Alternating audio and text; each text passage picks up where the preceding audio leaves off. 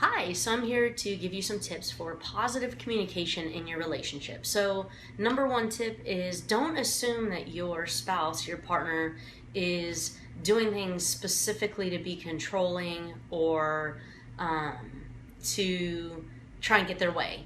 Because a lot of times they aren't. Sometimes they might be, and that's something that we can work on in therapy, but a lot of times they're not. Let me give you an example. There was a couple who came in who,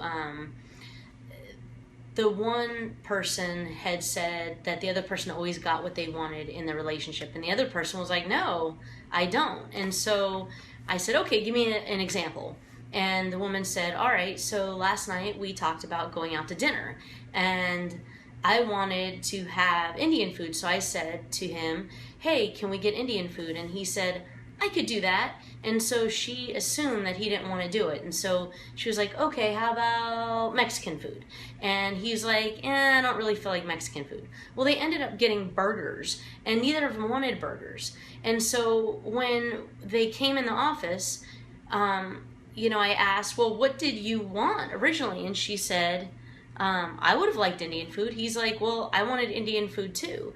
And so the basis of that whole argument was that when the person said, I could do that, it meant I would like to do that. And the other person assumed that the person didn't want to do that. And so this is just a small example of how a small miscommunication of wording or whatever can get in your way. And there's a lot of theories of 5 styles of communication or whatever. I actually think there's much more. I think that everybody has their own communication style, and it's really about figuring out what that specific communication style is with your partner. And so that way, as you grow through the years, you understand each other a little bit more and can translate what each of you wants. And so that way, if truly your partner wants one thing and you want another, then you can agree to compromise in that situation.